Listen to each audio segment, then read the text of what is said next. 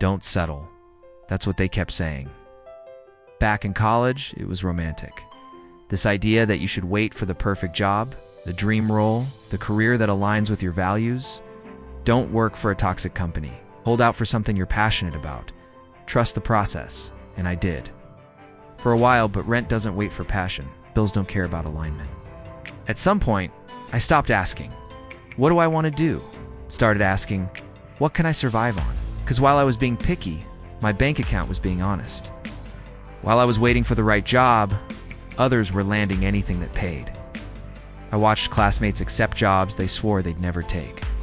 I watched dreamers lose sleep over unpaid bills. I watched myself shrink my standards just to eat. You don't settle because you want to. You settle because it's a compromise between idealism and survival. And when you're surrounded by people who tell you to wait for something better, you start to feel like you failed. Like you failed because you chose the lesser evil, because you chose to survive.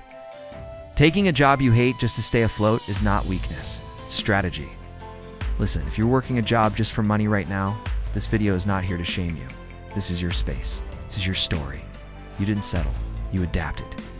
And there's no right timeline for success. No one else's journey looks like yours. So stop comparing your chapter 1 to someone else's chapter 20. Stop comparing your worst days to someone else's highlight reel. Your path is yours. So yeah, taking a job you hate just to stay afloat is not weakness. It's strategy. Look, I get it. You've probably spent years trying to perfect your resume, trying to land that one job, trying to find the thing that makes you feel fulfilled. But then life happens, and you realize that maybe finding that one thing isn't realistic. Maybe having a side hustle or multiple side hustles is more practical. Maybe working a job you despise just so you can pay your bills is the smart choice. And that's okay. It's okay that your current job isn't your dream job. It's okay that you're not doing exactly what you want to be doing. What's not okay is staying there, out of fear, out of comfort, out of habit.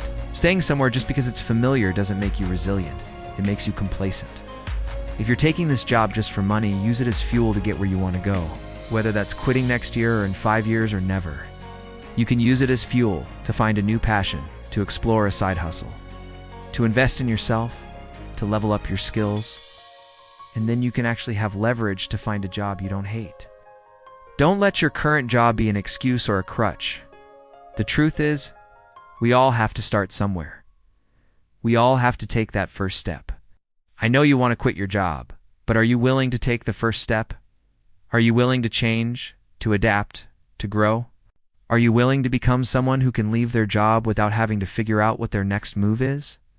Someone who has a safety net, who has options, who can afford to take a risk. Are you willing to become that person? Here's the hard truth. You won't be the same person you are today in a year from now. You'll either be growing or you'll be stuck. And if you don't put in the work today, you'll regret it tomorrow. The time to start is not later. The time to start is now. Now go out there and do something today that makes you 1% better at being able to find a job you do and hate. Commit to that. Probably thought getting a job was the end of the road. It's not. Getting a job is a means to an end. It's a tool to get you where you want to go. Don't romanticize your job. Your job is a means to an end, period. The sooner you realize that, the sooner you can find freedom.